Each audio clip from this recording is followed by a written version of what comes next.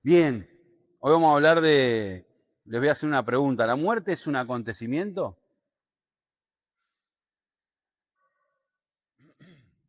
El objetivo de este mensaje es que podamos entender que la resurrección de Cristo no es solo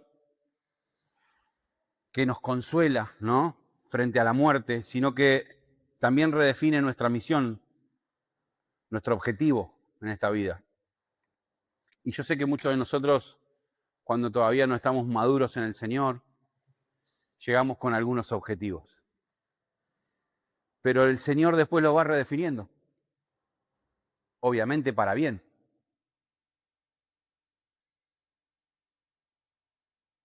Es bueno entender de que no fuimos dejados en esta tierra para resistir encerrados, sino para ser enviados como embajadores, como cantábamos hoy.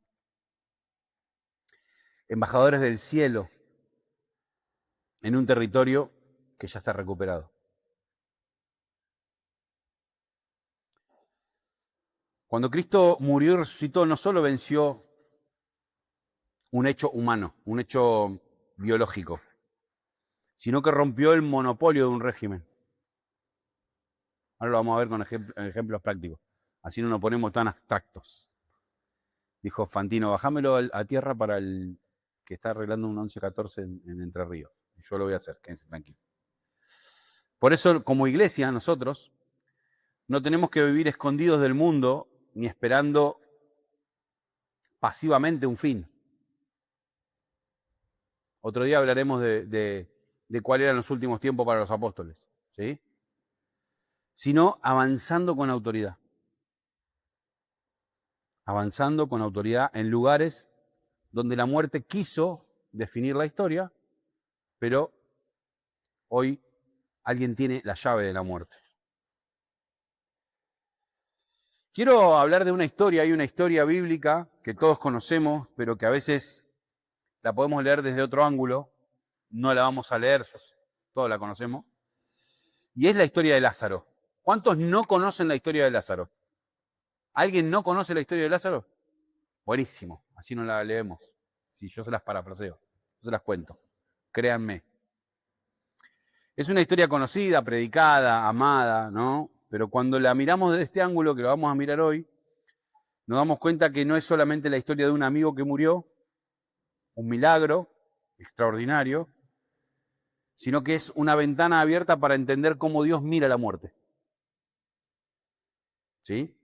Esta historia está para los que quieren después controlar, como los creyentes de Berea, de que el pastor no se equivoca o dice cualquier paparruchada, está en Juan 11, 32 al 44. Juan 11, 32 al 44. Bueno, Lázaro muere y todos los que estaban en la escena viendo lo mismo, ¿no? Una pérdida, un velorio, una tumba cerrada, una familia quebrada. Y una historia que parecía terminada y también había una cierta demanda a Dios. ¿Por qué no te apuraste? Y Jesús no estaba mirando la escena como la miraban los demás. Cuando ve llorar a María, cuando ve llorar a los judíos, cuando llega al sepulcro, Jesús no se muestra indiferente. El versículo más corto de la Biblia dice que Jesús lloró. Seguramente ha llorado en otros momentos, cuando el papá le pegaba, cuando la mamá lo retaba. Pero la Biblia marca este como el único momento en el que Jesús llora. También hay otro momento en el que Jesús está angustiado hasta la muerte, que también lo vamos a ver hoy. Pero ese llanto dice mucho más que una tristeza de la muerte de un amigo. Porque ese llanto revela que Dios y la muerte, que entre Dios y la muerte no está todo bien.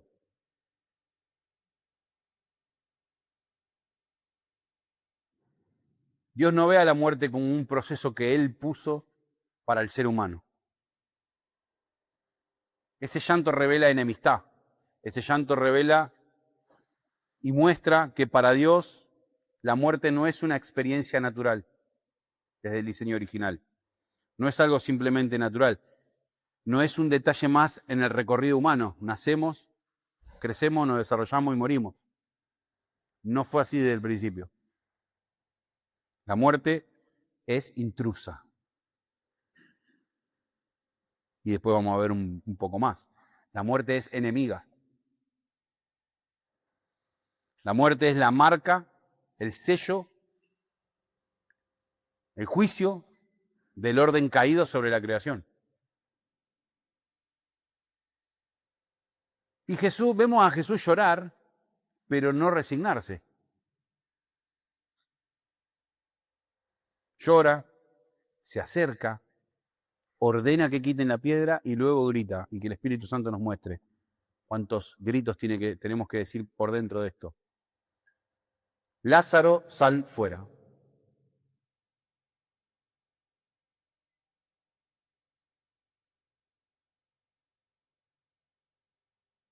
Sabemos que el antiguo pacto, no hablo del Antiguo Testamento, sino del antiguo pacto, que podríamos enmarcarlo entre la ley de Moisés y el fin del antiguo pacto en la muerte de Esteban. Jesús vivió sus días en el fin del antiguo pacto, como que el antiguo pacto se fue diluyendo y al mismo tiempo fue naciendo el nuevo pacto. ¿Sí? No hay un día de decir, bueno, hasta acá fue el antiguo pacto y hasta acá el nuevo pacto. ¿Sí? El antiguo pacto nos marca tipos y sombras de lo que iba a venir. Es como que Dios, durante el antiguo pacto, nos fue anunciando, cuando manda a Abraham a matar a su hijo, nos fue mostrando qué era lo que iba a venir y qué era lo que iba a hacer Dios con su hijo. En el antiguo pacto podemos ver el árbol de la vida como tipo y sombra de Cristo, como el fruto que debía comer el ser humano y no comió, que nos daba vida. En el antiguo pacto vemos al pueblo de Israel pasando por un desierto, pero siendo alimentado por el pan de vida que era Cristo. Y todos y cada uno de los tipos y sombras, José, Moisés, Abraham, David, todos en su momento fueron tipo y sombra. ¿Qué queremos decir con tipo y sombra? Muestritas de lo que Dios iba a hacer con nosotros. Por eso hay una canción que dice, yo quiero ser como David, que fue tu amigo, o parecerme a Elías y Moisés. Y en realidad nosotros ya tenemos la realidad. ¿Por qué está mal esa canción? Es hermosa. Porque nosotros no queremos ser como David. Porque David quiere ser como nosotros. Que portamos la vida y portamos la realidad. ¿Sí? Es decir, donde todos ven un final, Jesús ve un territorio que no puede quedar sellado para siempre. Se indigna. El llanto de Jesús es como cuando vos le dijiste a tu hijo 3 veces lo mismo y se equivocó. No vayas por ahí, no vayas por ahí, no vayas por ahí. Y ahora lo ves sufrir y decís, bueno, te ayudo, pero ¿por qué no me haces caso? Donde todos ven una historia cerrada, Jesús se mete con autoridad. ¿Se puede llorar en la muerte? Sí, ya lo vimos. Pero también tenemos la autoridad que nos da Cristo y hoy lo vamos a ver. Y eso conecta con lo que Dios nos viene hablando. ¿Sí? Recordando un poquito, en marzo estuvimos trabajando en que el cielo no está cerrado, en que el cielo se revela, no tenemos que orar para que abrir el cielo. ¿Sí? Y que la historia no define la realidad de la tierra, sino que la historia se interpreta por lo que declara el cielo. La historia se interpreta por lo que... Yo quiero saber cuántos me escucharon por eso. Declara, vamos todavía. Declara el cielo. Y aprendimos que Apocalipsis no es un ocultamiento, aunque es el libro menos leído, sino una revelación. Si dice Dios, esta es la revelación de Jesucristo, ¿cuál libro creen que Dios quiere que leamos más? Bien. Y en abril, bueno, también hablamos de algo más profundo, que vimos que las llaves muestran autoridad. También vimos que la resurrección fue la transferencia de dominio, y hoy vamos a andar un poco más en eso. Cristo no solo salió vivo del sepulcro, sino que salió con las llaves, ¿sí? Y ahora llegamos esta semana con una pregunta, o unas preguntas. Me gusta que nos llevemos preguntas, ¿no? Cuando Cristo dice que tiene las llaves y la muerte es del Hades, ¿está hablando solo del momento de morir? Te está diciendo, Elvio, quédate tranquilo cuando te mueras, o quédate tranquilo si se muere un familiar, o quédate tranquilo por X cosas que yo tengo las llaves. ¿Está hablando solamente de eso? ¿O está revelando algo mucho más profundo? Porque ahora vamos a ver cómo la muerte está en nuestro día a día, en todo el tiempo. No solamente cuando vivimos una experiencia de muerte de alguien. No la nuestra, porque el día que vivamos la nuestra no la vamos a poder contar. ¿Bien?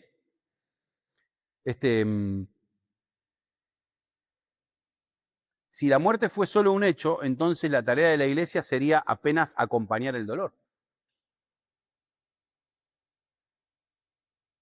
Pero si la muerte y el Hades son poderes, y Cristo rompió su monopolio, entonces esto cambia por completo nuestra misión, nuestro objetivo. Entonces, la iglesia no fue dejada en esta tierra para aguantar, sino para avanzar. Bien, Carlitos.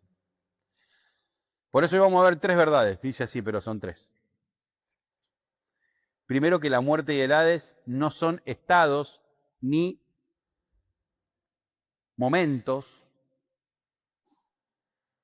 sino poderes. Lo segundo es que vamos a ver que Cristo rompió el monopolio de esos poderes, tiempo pasado.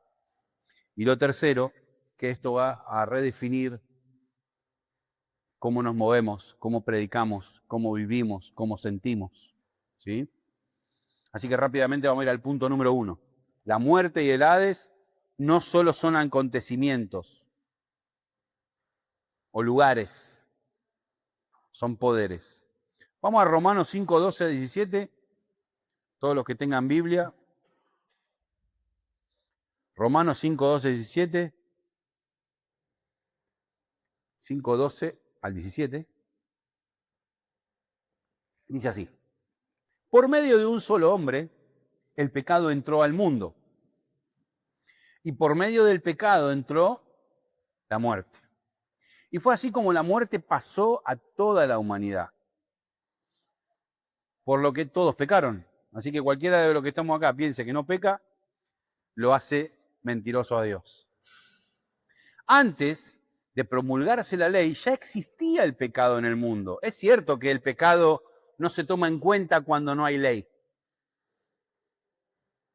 Sin embargo, desde Adán hasta Moisés, la muerte reinó. Incluso sobre los que no pecaron quebrantando un mandato, como lo hizo Adán, quien es figura de aquel que había de venir. Pero el pecado de Adán no puede compararse con la gracia de Dios. Pues si por el pecado de un solo hombre murieron todos, ¿cuánto más el don que vino por la gracia de un solo hombre, Jesucristo, abundó para todos?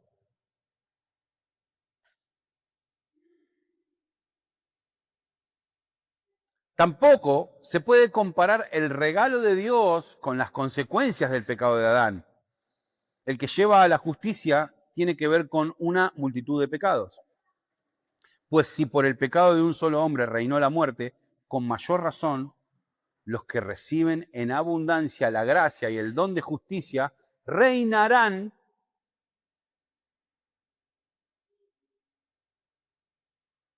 en vida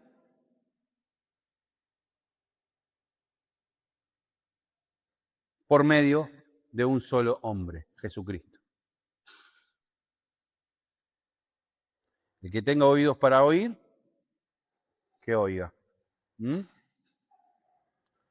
La muerte reinó y ahora, por el don de Jesucristo, todos los que creemos en su nombre reinarán en vida. Ya viene lo que vamos a bajar a tierra, tranquilo. Para entender bien lo que vamos a hablar hoy, lo primero que tenemos que romper es la idea superficial de la muerte. O sea, lo primero que tenemos que entender es que la muerte no es solamente un momento en el que ya no estamos en este mundo, en el que nos van a llevar en el cajón, los negritos esos que van bailando y riéndose, ¿no? No, digo negrito con todo respeto, ¿sí? Con amor. No sea cosa que nos bajen el video de YouTube. Cualquier cosa los editores lo sacarán. Porque muchas veces, incluso dentro de la iglesia, hablamos de la muerte solamente como un momento, como un hecho biológico, o como un final inevitable. Pero lo que dice Dios es otra cosa. Va mucho más allá. En este pasaje Pablo no lo presenta solamente como un evento, lo presenta como un régimen. El texto exactamente dice, la muerte reinó desde Adán a Moisés. Y eso ya cambia la manera de leer todo lo demás, de interpretar. Porque una cosa es que algo exista y otra cosa muy distinta es que algo reine. Son dos cosas. Y yo me ponía a pensar, ¿no? ¿Solamente la muerte es la muerte? ¿O todo el día estamos viviendo cuestiones de muerte?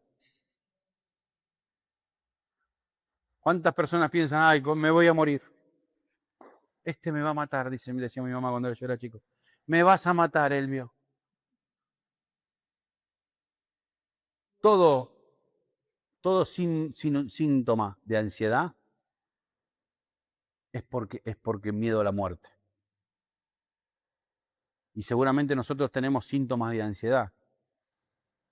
Y seguramente es por miedo a la muerte.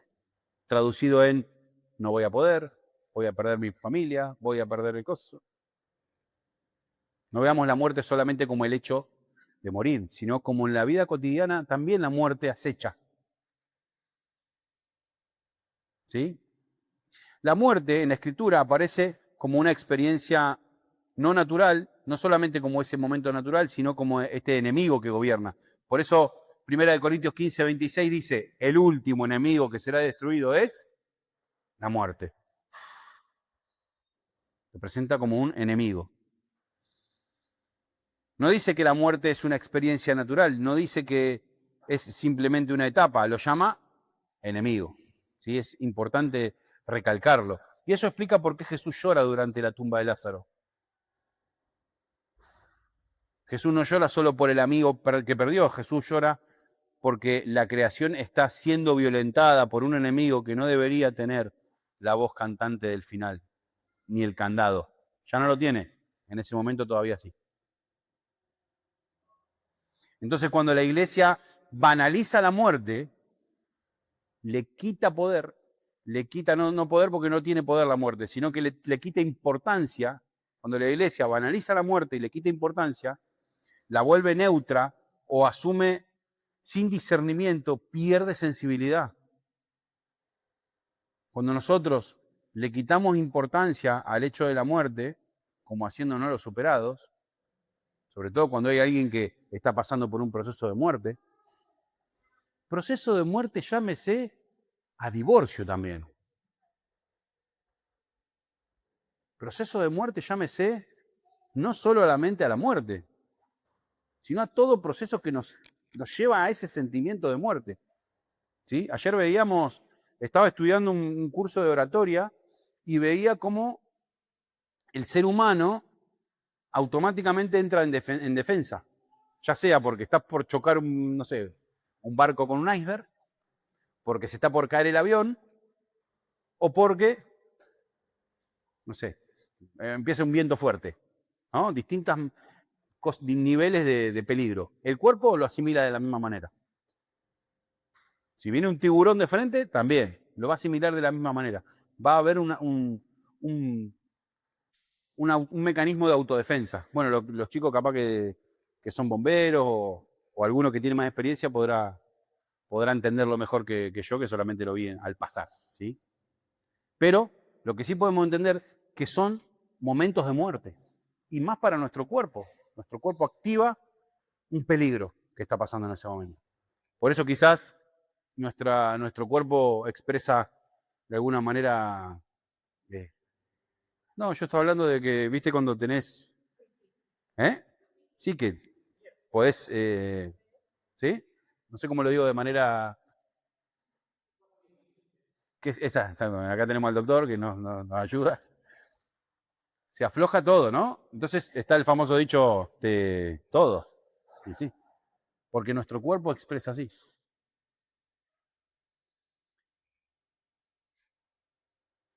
Por eso la muerte no es solo cuando es que algo pasa, ¿no? Es algo que quiso gobernar. Es muy, muy interesante leer esto. Y quiso gobernar también modela cultura, modela nuestro ánimo, modela nuestra imaginación en la ansiedad y la manera en que las personas viven. Muchas personas viven con miedo, 24/7, ¿sí? Por eso, algo interesante para el día de hoy es que Dios pueda, y que podamos tener revelación, ¿no? No solamente información, sino que podamos tener revelación para ya no actuar con miedo a la muerte. Si la muerte reina, su futuro no solo es en el cementerio, se ve en las emociones, en los sistemas, en las decisiones. Muchas veces tomamos decisiones equivocadas en contra de Dios por miedo a la muerte. Por miedo a la muerte. Por eso Dios pone a un hombre en un horno de fuego y nos dice, muchacho, quédese tranquilo, y pone a otro hombre en la cruz y dicen, ven, no hay problema. Para Dios no es un problema la muerte, sí para nosotros. Hebreos 2, 14 y 15 dice que la humanidad estaba sujeta a servidumbre por temor a la muerte. No me lo inventé yo, está. Y esto es tremendo. La verdad que es tremendo. La muerte no solo gobierna, paraliza nuestra obediencia a Dios. Porque en la realidad del espíritu ya está muerta, ya está condenada, ya Dios tiene la llave, pero en nuestra alma y en nuestras emociones y en nuestro día a día, a veces nos paraliza y no podemos ser obedientes a Dios. La muerte gobierna cuando vuelve a la iglesia conservadora y encerrada a la defensiva. La muerte gobierna cuando el creyente vive cuidándose de perder. ¿Cómo perdemos si tenemos todo? Y eso nos frena para poder avanzar. No solamente nos frena a nosotros como individuos, sino que frena el avance del Evangelio.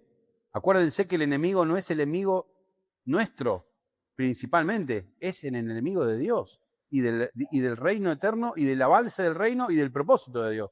El enemigo quiere una sola cosa, que nosotros no seamos su imagen.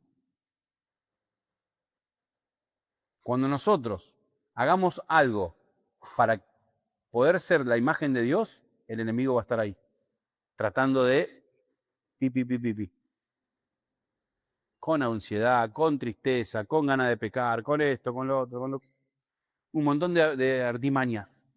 ¿Sí? La muerte gobierna cuando el dolor y cuando el temor define más que la fe. Cuando la balanza del temor y el dolor está más pesada que la fe. ¿Puede haber dolor y temor? Sí, somos seres humanos. Pero la fe es más fuerte. ¿Sí? Y ahí aparece una aplicación concreta para nosotros, ¿no? Una iglesia puede decir con la boca que Cristo es el Señor, que Cristo venció, que Cristo tiene las llaves.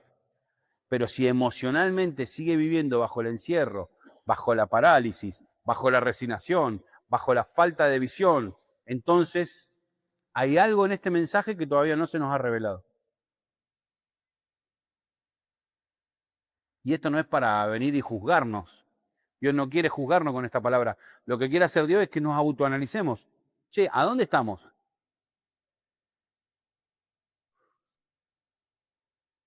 Esto también lo estuvimos hablando con Santi, ¿no? Lo que creemos sobre la muerte, lo que creemos sobre Dios, lo que creemos sobre las llaves, lo que creemos, se va a dar en nuestros frutos. ¿Creo realmente que Dios tiene la llave de la muerte? ¿Cómo sé? Por los frutos. ¿Cómo me comporto cuando pasa algo de muerte? Cuando me peleo con mi mejor amigo, mira, voy a decir cosas más simples, ¿no? Cuando tengo un accidente, cuando, no sé, Me echan de la iglesia. Ah, mentira. Otra cosa también que vamos a ver hoy es el Hades. No el jugo Hades. El Hades, que no es simplemente un lugar de los muertos, la tumba. Algunas versiones de la Biblia, cuando dice Hades, dice tumba. Sino que es el dominio que retiene lo que la muerte toma. El Hades es el dominio que retiene lo que la muerte toma. Apocalipsis 20:13 dice, la muerte y el Hades entregaron los muertos que había en ellos. Entregaron los muertos que había en ellos. Y esto nos muestra que no estamos ante conceptos pasivos, defensivos. No, la muerte y el Hades aparecen casi como una sociedad de dominio, un binomio. La muerte ejecuta y el Hades retiene. Es como que la muerte es el policía y el Hades es la cárcel, la prisión. La muerte corta la vida y el Hades clausura y retiene. La muerte hiere y el Hades administra el encierro. Por eso Jesús dice en Mateo 16:18, las puertas del Hades no prevalecerán contra la iglesia.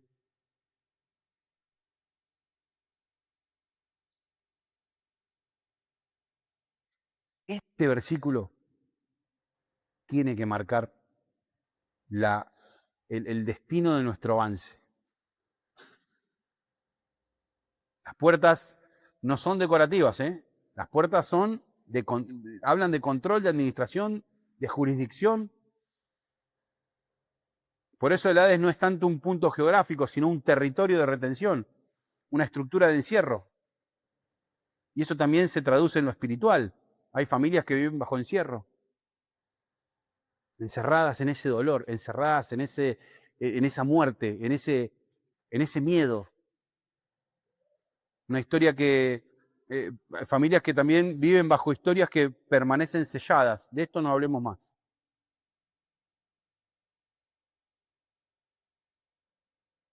O llamados. Dios llama a personas que no escuchan. ¿Por qué? Por miedo a la muerte. Hasta ciudades enteras reprimidas porque algo pasó en esa ciudad. Ahora, cuando la iglesia discierne este versículo, deja de mirar ciertos territorios como casos perdidos y empieza a verlos como espacios donde un régimen quiso instalarse, pero ahora Dios nos manda a patear esas puertas. Qué tremendo, ¿no? Qué tremendo que fuimos enviados a decir, las puertas del Hades no van a prevalecer, nosotros vamos a empujar de tal manera, va a haber semejante avance del reino, va a haber semejante avance de la iglesia en el jardín de infante, en el día a día, con mis amigos, cuando voy a un recital de la renga, cuando voy a cualquier lado donde está el infierno ahí a full, voy a hacer tanta presión que las puertas no van a aguantar y la iglesia, como cuando vienen a los cosos esos donde venden droga, ¿no? Que le dan 3, 4, bueno, ustedes que andarán en eso también, ¿no? Cuando van a los incendios, ¿cómo se llama el coso que se le pega a la tumba puerta?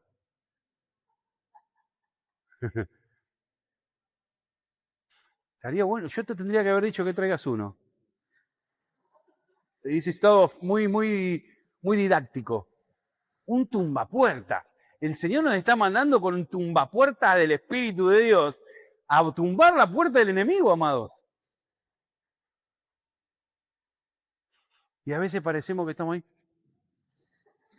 chupándonos los dedos en el rincón por el miedo a la muerte. Perdón por disminuir su dolor. ¿Sí? A veces necesitamos que el Señor nos pegue 4 cachetazos y nos diga, dale, papá. Dale, papá, dale, vamos, vamos, vamos. Porque no estamos jugando con tu emoción. Y no quiero disminuir tu emoción. Yo sé que hay cosas graves. Pero a veces es necesario que el Señor, bueno, ya está, vamos, adelante. Lázaro, ven fuera, vamos. Basta de llorar, vamos. Es necesario. Porque si no nosotros, el Señor nos da 4 caricias más y seguimos 4 añitos más. ¿Eh? Vamos, vamos. Cristo rompió el monopolio de esos poderes. Juan 12, 27 al 32. ¿Ven por qué no disminuimos la tristeza? ¿Ven por qué no disminuimos el sufrimiento? Porque mira, ahora mi alma está angustiada, dice el Señor. En otra versión dice hasta la muerte. ¿Y acaso voy a decir, Padre, sálvame de esta hora difícil? Si precisamente para afrontar esto he venido. Padre, glorifica tu nombre. Se oyó entonces desde el cielo una voz que decía, una revelación, quizás sea la misma revelación que hoy te va a estar hablando Dios todo el día. No a la hora del partido de Boca River. Ahí hay un solo color mandante, ¿sí? Hay una sola voz en ese momento. Pero en este caso se oyó una voz del cielo que decía, yo lo he glorificado y volveré a glorificarlo. La multitud que estaba allí, que oyó la voz, decía que había sido un trueno. Otros, miren, un trueno, ¿no? Miren lo que habrá sido esa voz. No fue un... No, un trueno. Qué bien me salió, por Dios. Los bomberos sacaron enseguida las hachas y dicen, se viene el fin del mundo. Bien, la voz de un trueno. Y otros decían que había sido un ángel hablando. Esa voz no vino por mí, sino por ustedes. Esa voz no vino por mí, sino por ustedes. Dijo Jesús, el juicio de este mundo ha llegado y el príncipe de este mundo va a ser expulsado. Pero yo, cuando sea levantado de la tierra, atraeré a todos a mí mismo. Eso es lo que pasa. Eso es lo que está haciendo el Señor. El Señor nos está atrayendo a Él, a su realidad. Y mientras más queramos escaparnos de este llamado, más nos vamos a estar acercando a la otra realidad vencida, que es la muerte. Por eso, nada podemos hacer sin Él. Nada. La resurrección, amado, no es solo un milagro, es una expropiación de poder. Y eso se ve con claridad en este pasaje cuando Jesús, acercándose al momento de la cruz, dice, ahora es el juicio de este mundo. Ahora el príncipe de este mundo será echado fuera. Ese ahora es clave. Tenemos que aprender a ver los momentos claves de los pasajes. No dice algún día, no dice solamente un final, no, ahora. Esto nos muestra que la cruz y la resurrección no solo traen consuelo de un futuro. No, traen juicio sobre un régimen antiguo. Cuando Jesús dice, ahora es el juicio de este mundo, está anunciando un cambio de administración. El mismo cambio que anunció cuando dijo, arrepiéntanse, porque el reino se ha acercado. No estaba hablando de los pecados que no tenemos que arrepentir. Estaba hablando de querer gobernar nuestra propia vida. Arrepiéntanse, porque ese régimen que dejaba que ustedes hagan lo que quieran por su propio medio de autogobierno, terminó. Ahora yo soy el Señor. Y todos tienen que vivir según lo que yo digo, no porque se me canta, porque sé que es lo mejor para ustedes, para el avance, para la iglesia y para todo lo que te rodean. El régimen antiguo fue controlado y el sistema que parecía incuestionable fue sentenciado. Y el príncipe de este mundo fue desenmascarado y condenado. ¿Amén? Y esto no significa que todo desapareció de inmediato, significa que comenzó su desmembramiento histórico. La muerte sigue actuando, pero sin autoridad final. El Hades sigue reteniendo, de hecho a nosotros mismos nos retiene, porque estamos en esa realidad todavía. Y obviamente que no es normal que ya estemos totalmente 100% fuera de esa realidad, porque vamos creciendo, porque vamos en la carrera, porque nos vamos alejando. Y es un paso a paso. Pero el poder del sistema todavía sigue Todavía se siente, pero ya está juzgado y vencido, porque solo tiene poder para los que no están en Cristo. Y nosotros podemos estar en Cristo en nuestro espíritu, pero en nuestra alma no. Y esto es muy sanador. Esto nos da mucho ánimo. ¿Cuántas veces dijimos, pero cómo como cristiano le puedo gritar así a mi esposa? ¿Pero cómo como cristiano puedo ver esto por las redes sociales? ¿Pero cómo como hijo de Dios le voy a hablar así a mi hijo? ¿Pero cómo como hijo de Dios me la voy a agarrar así con este pobre tachero que me acaba de encerrar? Porque nuestra alma a veces vive fuera de Cristo. Cristo entró en este dominio de la muerte y salió como Señor, no como sobreviviente. Y recuerden que Señor era un término que se usaba en Roma para el César. Señor no significa solo, ¿cómo le va, Señor? Un gusto. No, no, eso significa hoy. En ese tiempo, Señor significaba el dueño de tu vida.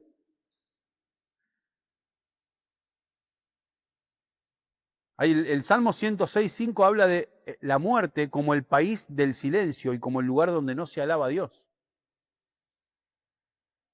Era el territorio del no retorno, el lugar de aparentemente irresistible, incuestionable. Pero Cristo entró ahí, entró a su dominio y en Apocalipsis 1.18 dice, yo soy el que vive y estuve muerto. Esto es tremendo, lo vamos a leer durante todo el mes, ya termina el mes igual, pero esto tendría que ser una frase que está en todos lados. Yo soy el que vive y estuve muerto, pero ahora vivo. Y tengo las llaves. Tengo las llaves. Me gustaba lo que decía Santiago, ¿no? Que a veces el Señor nos pega 2 o 3 cachetazos y es lo que le dijo Juan, no tengas miedo. Cayó como muerto. Imagínate, Juan, cayó como, ay, señora, dale, papá, levantate que te tengo que contar algo. Escribí, anotá, dale. No, pero señor, cállate, papá, dale. Dale que esto es más relevante que lo que vos te parece, lo que vos sentís, sin disminuir el dolor. Vuelvo a aclarar. Pero a veces necesitamos eso. Necesitamos esa activación de parte de Dios. Increíble, ¿no? Entré, atravesé, vencí y ahora gobierno para dar vida. El para es fundamental. El para es fundamental. Ese para tiene que estar en todos los momentos de nuestra vida. ¿Para qué hago esto? ¿Para qué viniste hoy?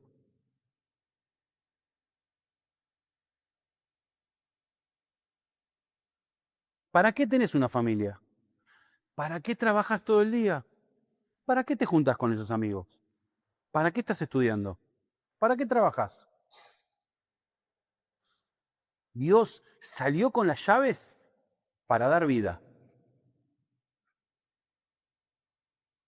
Para dar vida. Ese monopolio fue roto, entonces el cielo ya invadió territorios que parecían cerrados definitivamente. Y esto en la práctica nuestra del día a día es tremendo, porque muchas veces la iglesia actúa como si ciertos lugares seguirían sellados. La tumba, un pasado irremediable, una historia marcada por el pecado. ¿Cuántas veces agarramos a uno que se mandó una macana y le mandamos la etiqueta de este es un pecador, un chorro, un drogadicto, un borracho? ¿Cuántas veces le ponemos la etiqueta? No, ¿sabes cuántos años hace que viene a la iglesia? Siempre lo mismo, un golpeador. Y puedo seguir con más grave, porque podemos decir, no, no, un drogadicto no, si se recuperan. Entonces nos hacemos los que no ponemos etiqueta. ¿Quieren que siga? Porque hay cosas que sí tienen etiqueta para nosotros, un travesti, un gay.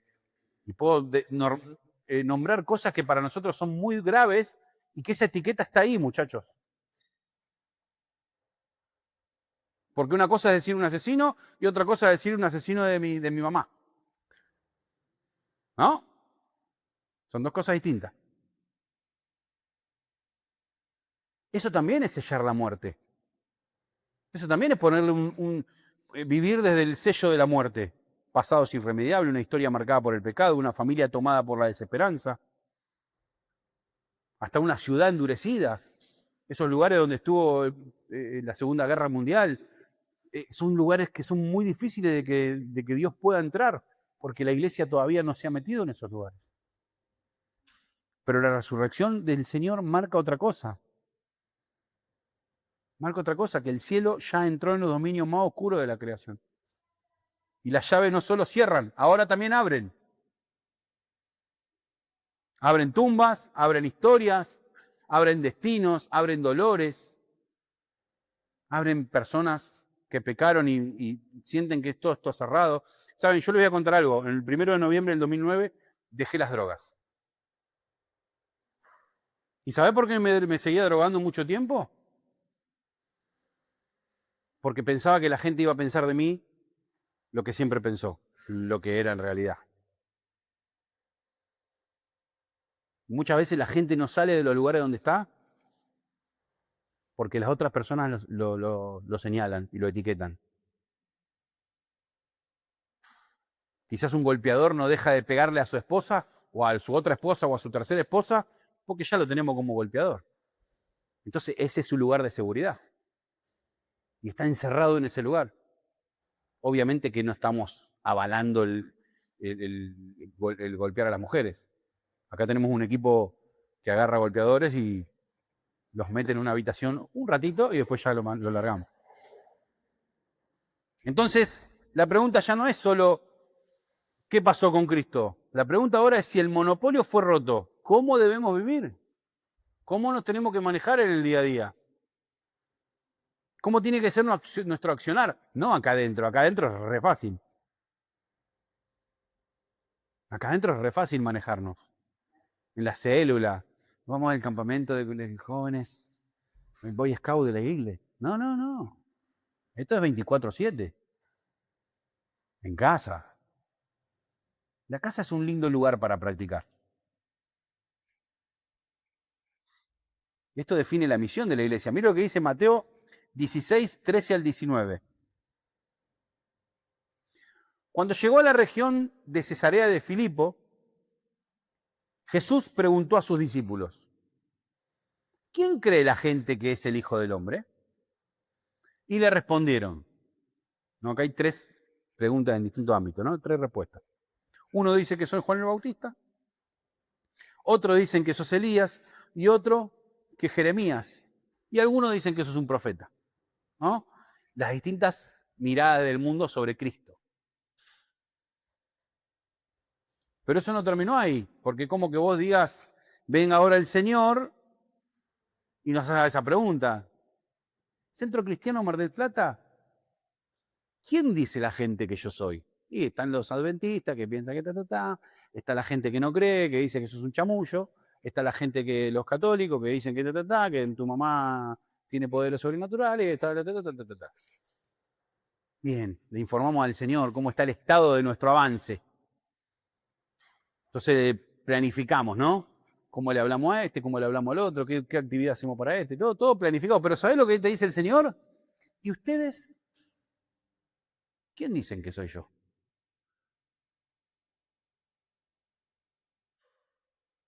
¿Y vos? ¿Quién decís que es el Señor? Y salta Pedro, tú eres el Cristo, el Hijo del Dios viviente. La clavó en el ángulo, Pedro. Pobre, siempre mete la pata, siempre anda traicionando ahí, anda peleándose con, no sé si vieron la serie Chosen, que siempre le anda haciendo bullying a Mateo. Y en esta la clavó en el ángulo. Señor, tú eres el Hijo del Dios viviente. En otra versión dice, ¿a quién iremos, Señor? Solo tú tienes palabra de vida eterna. Con una mirada totalmente puesta en lo eterno, por encima del sol. ¿A quién iremos? ¿No? Entonces Jesús le dice, Simón, dichoso eres tú, hijo de Jonás. Porque eso no te lo reveló ningún mortal. No ha venido una revelación de un libro, sino mi Padre que está en el cielo. Y hoy oramos para una iglesia que esté abierta en su corazón a recibir una revelación de parte de Dios. No una información de parte de Elvio, de parte de ningún mortal. Yo sé que el Señor está tocando corazones, está tocando estructura, está abriendo lo que ya abrió, pero nuestra mente. Yo te digo que tú eres Pedro y sobre esta piedra edificaré mi iglesia y las puertas de los dominios de la muerte no prevalecerán contra ella. Te daré las llaves del reino de los cielos. Escuchen esto. Escuchen lo que nos dio el Señor. Te daré la llave de los reinos de los cielos. Todo lo que ates en la tierra quedará atado en el cielo y todo lo que desates en la tierra quedará desatado en el cielo.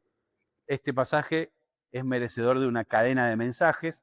No lo vamos a resolver en 10 minutos, pero sí tenemos que entender que el objetivo de esta palabra es no quedarnos solamente con una doctrina correcta sobre la muerte.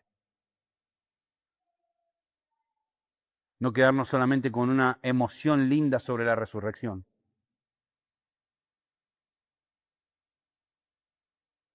Es llegar a entender que si Cristo rompió el monopolio de la muerte y del Hades, entonces la iglesia no está acá para resistir a la defensiva. Y no estoy hablando de reunirnos en este lugar, estoy hablando del día a día. ¿Cuánto más tenemos que hablar? ¿Cuánto más tenemos que mostrar de Cristo? La iglesia nace de esa revelación de quién es Cristo. Y este pasaje muestra que Jesús primero pregunta qué dicen los demás y luego a nosotros.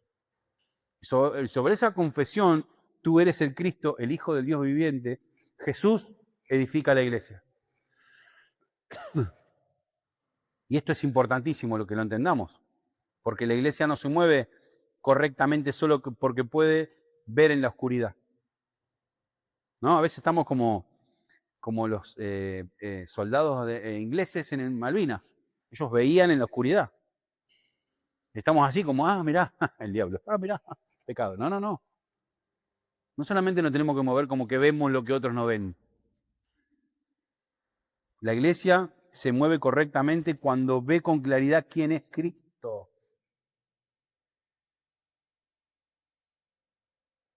A veces vemos en nuestra vida cosas que nos pasan malas, entre muchas comillas, que seguramente nos traen sufrimiento, dolor, y no queremos pasar por eso. Y hasta le preguntamos al Señor, ¿por qué, Señor, pasa esto? Pero como una vez predicó Chris, esos momentos son donde se activa la prueba. Dios no nos pone en esos momentos para probarnos. No estoy diciendo eso. Estoy diciendo, gracias. Estoy diciendo que cuando entramos en esos momentos, en ese camino de sombra y de muerte, se activa la prueba. Y Dios empieza a tomar nota de cómo somos. No para juzgarnos. ¿Sabes para qué nos prueba el Señor? Para ver hasta dónde va a exportar su voz mediante nosotros. Cualquiera de los que estamos acá, si nos ponemos a hacer empanadas, ¿cuántos saben hacer las mejores? ¿Quién hace las mejores empanadas de este lugar? A ver, levante la mano. Uno, allá hay otro, ¿quién es? 2, 3, 4. Bueno, podemos hacer un día un campeonato de empanadas. Campeonato de empanadas del Centro Cristiano Mar del Plata. 5, ya tenemos 5 postulantes. ¿Bien? No vale traer familiares, tiene que estar acá. Entonces cualquiera de los 5 se pone a hacer empanadas. Entonces vamos a suponer que sacamos un ganador. Y ese ganador es Carlos. ¿Quién es? Entonces ahora Carlos quiere jugar por el Campeonato Mundial de Iglesias y quiere ir a todas las iglesias del mundo a llevar su empanada. Pero ¿qué va a pasar cuando queramos ir a España? No.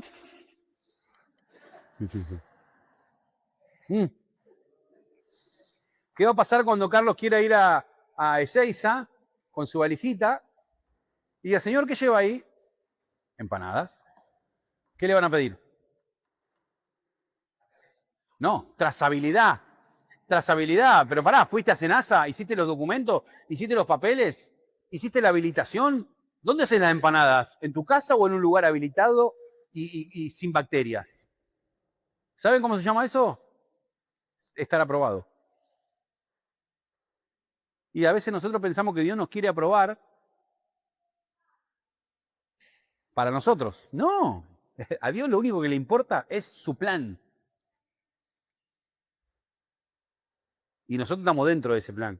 Recuerden que predicamos que estamos dentro de un marco que es el alfa y el omega, el principio y el fin, el primero y el último.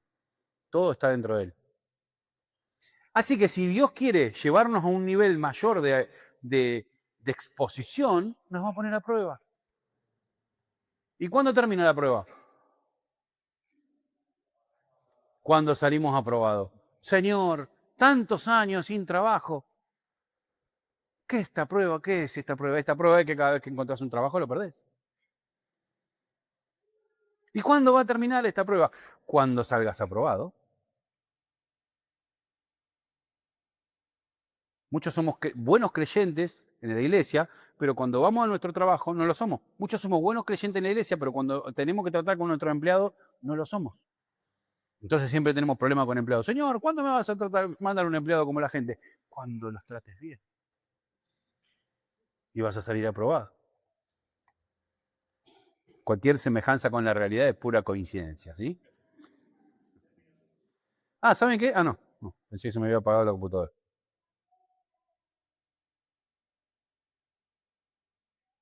Bien. Qué bueno esto de que no somos creyentes avestruces, que escondemos la cabeza. No, no. Somos creyentes que van avanzando, ¿sí?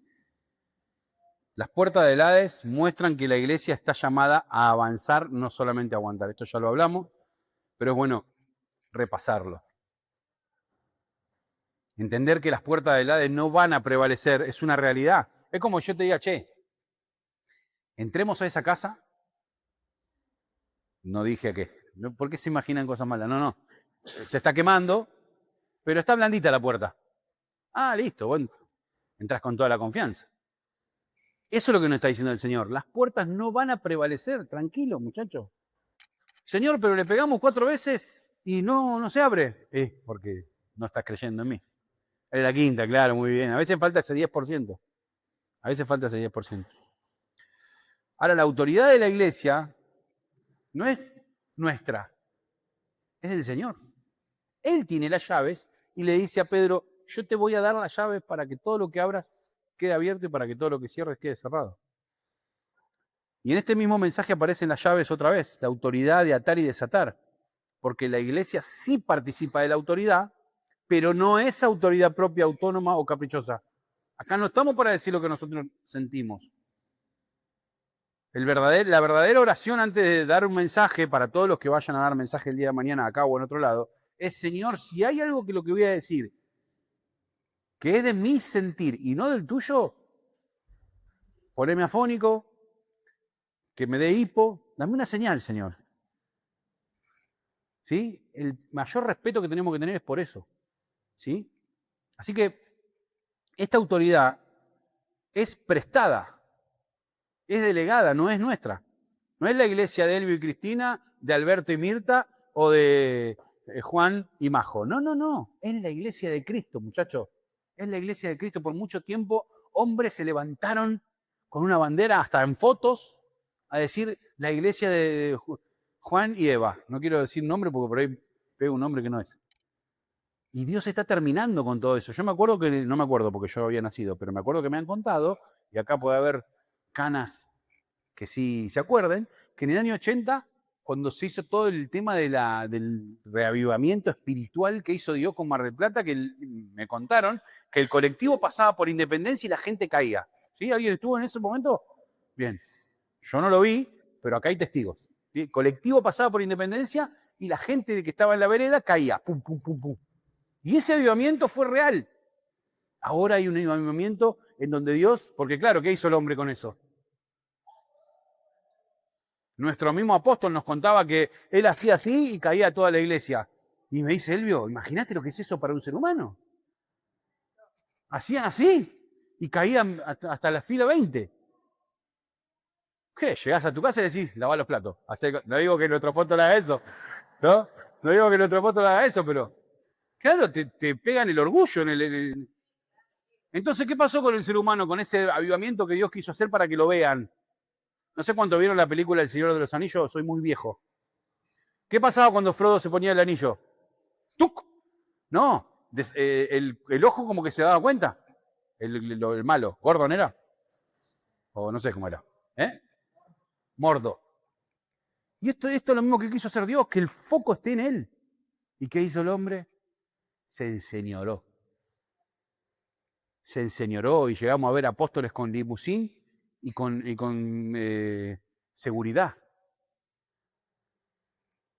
Y la iglesia llegó a pensar, que un apóstol estaba mal. Claro, eso sí estaba mal. O las ofrendas. ¿Qué llegó a pasar con las ofrendas o con los diezmos? Un desastre. Hubo iglesias que decían, poné $10.000 y ahora, hoy mismo, en tu cuenta va a haber 100.000. O si no pones, tu vida a partir de este momento va a ser un desastre. 3 francotiradores van a estar esperándote en la terraza de tu casa para pegarte 6 tiros. 2 cada uno. Entonces, ¿qué hicimos? ¿Qué hizo el enemigo? Cortó el financiamiento del avance del reino. Miren cómo todo tiene que ver con el plan eterno de Dios de darse a conocer. Entonces, ¿qué tenemos que hacer? Entender de que esta autoridad es delegada, es del Señor. Y en este momento Dios va a estar levantando su iglesia, pero Él va a ser el centro. Esa es la iglesia del 2026. Una iglesia donde Él se pone en el centro y donde nosotros volvemos a recobrar nuestro lugar. ¿Cuál es nuestro lugar? Participantes, reconciliadores de las cosas del cielo, de la tierra y debajo de la tierra, como la muerte y el Hades. Y para eso estamos acá, para ser ayuda del avance de Dios. Es bueno que nos vayamos de este lugar pensando, che, esta creencia que estoy teniendo, esta familia que estamos formando, que cada vez Dios está añadiendo más, es una familia para avanzar, no para resistir. ¿Podemos tener tristeza? Claro que sí. ¿Podemos tener un tiempo de luto? O como dijimos el otro día, de luto no, algo parecido. Un tiempo de duelo. ¿Se acuerdan qué era el duelo? La lucha entre la verdad de Dios y mis sentimientos. Lucha, lucha, lucha, lucha y gana el Señor. Sí podemos tener un tiempo de duelo. Miren lo que dice Mateo 28, del 18 al 20. Jesús se acerca entonces a ellos y dijo, se me ha dado toda autoridad en el cielo y en la tierra. Primer punto, autoridad. Se me ha dado toda autoridad en el cielo y en la tierra. Segundo punto, por lo tanto, esa palabra por lo tanto dice más de lo que dice. Como se me dio autoridad en el cielo y en la tierra, por lo tanto, vayan y hagan discípulos en todas las naciones, bautizándolos en el nombre del Padre, del Hijo y del Espíritu Santo. A todos los que son líderes en sus trabajos, en lo que sea, capaz que hay profesor de la facultad, lo que sea que están mirando, a todos los que están en ámbitos de liderazgo, patrones, o capaz que sos encargado de un lugar y tenés personas a tu cargo, vayan y hagan discípulos. Pero no solamente para que aprenda a hacer tu trabajo. Vayan y hagan discípulos en todas las naciones, bautizándolos en el nombre del Padre, del Hijo y del Espíritu Santo, enseñándoles a obedecer todo lo que les mandé a ustedes. Mirá, y en ese todo lo que les mandé a ustedes hay mandamientos, amen a su prójimo como a ti mismo, y todo lo que ya sabemos, pero también hay cuestiones de cambio de conducta, de cambio de creencia con respecto a la muerte y al Hades. Con respecto a cómo nos manejamos con el miedo, con la ansiedad. Enseñándole a obedecer todo lo que les he mandado a ustedes. Fíjense las 3 partes de este lugar, ¿no? Se me dio autoridad, como se me dio autoridad, hagan esto. Y si hacen esto, les aseguro que estaré con ustedes siempre hasta el fin del mundo. La secuencia de este pasaje es, yo tengo la autoridad, le estoy pegando el micrófono y está saliendo hermosa la prédica. Ahí está. Qué oportunidad de usar estos micrófonos. La secuencia es, yo tengo autoridad. Porque tengo autoridad, hagan esto. Y si hacen esto, yo los voy a respaldar. Porque van en mi nombre. Están haciendo algo que yo les estoy mandando. Andá, te firmo abajo. El Señor Jesús. Entonces nosotros venimos y decimos, imagínate que vos vas mañana a la empresa de Elvio y decís, mira, vengo de parte de Elvio, que déjame pasar que quiero hacer una revisión completa de la empresa. ¿Y vos quién sos? Mirá, tengo la firma de Elvio acá. ¿Querés escuchar un audio? Hola, déjalo pasar, por favor. Esta persona va enviada por mí. ¿Qué vas a hacer vos? ¿Vas a sacar pecho o no? Mirá si el que está en la puerta te dice, no, no, no puedes pasar. ¿Qué? ¿Escuchaste audio? Así, con esa actitud tenemos que manejarnos nosotros. No podemos ir ahí, sí, bueno, si te parece. No, no, tenemos que tener la actitud del Hijo de Dios que nos dio esa autoridad de Él. Pero la tenemos la llave. Por eso la pregunta que nos tiene que quedar hoy es muy concreta. ¿Estamos viviendo como una iglesia que cree que Cristo reina? ¿O seguimos organizando nuestra vida como si la muerte todavía administrara nuestra historia? Evaluémonos. Que nadie te evalúe, no te dejes evaluar por nadie. Evaluate vos mismo. Y otro error que podemos estar cometiendo es pensar en nuestro cónyuge, en nuestro hijo, en nuestro... No, no, no, esto es para vos. No pienses en nadie más. ¿Viste? El ser humano enseguida tiene el síndrome del torero. ¿Quiere dejar pasar para el de al lado lo que es para vos? No, no, tranquilo, pensalo para vos. Porque una iglesia que cree de verdad esta palabra no solo canta distinto o habla distinto, vive distinto, porque es una vida que portamos. No solamente es en la oración, en el llanto, en acompañar a las personas, no, no, es una vida. Una iglesia que cree estas cosas que hablamos hoy entra en lugares donde solo se puede ver tumba de afuera, pero oye la voz del Espíritu diciendo, Lázaro, ven fuera. Una iglesia que cree esto no convierte el duelo en negación. No negamos el duelo, pero tampoco permite que el dolor se transforme en una cultura. Tampoco permitimos que el dolor se transforme en una cultura, porque una iglesia que cree y entiende que cada alma salvada, cada casa restaurada, cada joven levantado, cada familia sanada, cada ciudad tocada por el Evangelio, es una grieta en ese sistema de muerte que está caído. Y acá es donde tenemos que ponernos firmes, porque lo que dice la Escritura lo dice con una fuerza gloriosa. La iglesia no huye del mundo ni espera pasivamente el fin, sino que vive como embajadora del cielo en territorios recuperados. Hoy el Señor no solamente quiere consolarnos, no solo quiere tocar nuestra herida y restaurarnos de la muerte, quiere redefinir nuestra misión, quiere redefinir el para qué. Y si dicen que en una exposición así no te queda todo, porque nadie podría repetir de punta a punta lo que yo dije hoy. Pero si pudiera pedirles que se queden con algo es el para qué. ¿Para qué? ¿Para qué venimos acá? Dios no solo quiere sanar tu emoción, quiere activar el envío, quiere que nosotros empecemos a hacer lo que tenemos que hacer. Porque la resurrección de Cristo no dejó la iglesia esperando. No vivimos esperando nada. Y hoy hay muchos ministerios que siguen esperando el Maranata y no sé cuánto. Y nosotros ya tenemos la vida de Cristo y es momento de activar. Es momento de activar. Nos dejó como una iglesia enviada, presentando el cielo en lugares donde la historia parecía sellada. Por eso hoy la oración no es solamente ayúdame a soportar, ayúdame a sanar, ayúdame a cruzar. No, la oración es Señor, yo quiero vivir no como un escondido, no quiero vivir encerrado, no quiero vivir administrando el terror ni el temor. Quiero vivir como parte de una iglesia que avanza, que anuncia y que invade tu vida en territorios donde hay muerte. Esa es la visión. Me gustaría invitar a un hermano. Albert, ¿podés pasar, por favor? Para orar.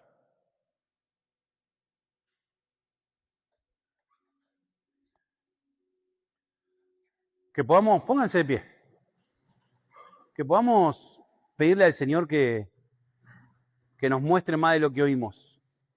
Seguramente hoy es domingo, capaz que ayer nos acostamos tarde, los chicos hay algunos que están sin dormir por el trabajo. Y seguramente hay cosas que, no sé, nos distraemos a los 5 minutos, cada 5 minutos como que nuestro cerebro se quiere ir, capaz que pegamos unos cabezazos ahí. Pero que podamos pedirle al Señor que nos muestre más de lo que oyeron nuestros oídos. ¿Sí? Hermano, todo tuyo.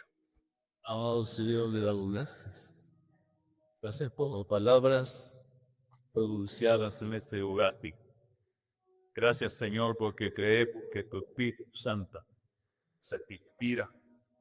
Y creemos que tú nos has otorgado por la vida y has depositado en nosotros la capacidad de oír tu voz. Señor, de todas las palabras que podamos decir la palabra que Cristo es nosotros, que es la verdad, Cristo en nosotros, que es la verdad. Esto quiere decir tu realidad, porque Cristo es la realidad del Padre. Y esa realidad eterna, Señor, ha sido depositada en nosotros, en los hijos. Somos parte de tu iglesia, portadores de la voz del Señor. Padre amado, hemos oído el mensaje, hemos oído la prédica, pero queremos pedirte, Señor, que esa capacidad depositada en nosotros sea tan real, tan fuerte y tan poderosa que más allá de la palabra, más allá del mensaje, podamos no solamente oír, sino ver a Cristo, al Cristo que nos habita. Y cada uno de nosotros asuma responsabilidad y podamos ser obedientes, Señor, a esa dirección exacta que has depositado hoy en los sitios reunidos en el Hijo, en este lugar. Gracias, Señor. Creemos que no es una reunión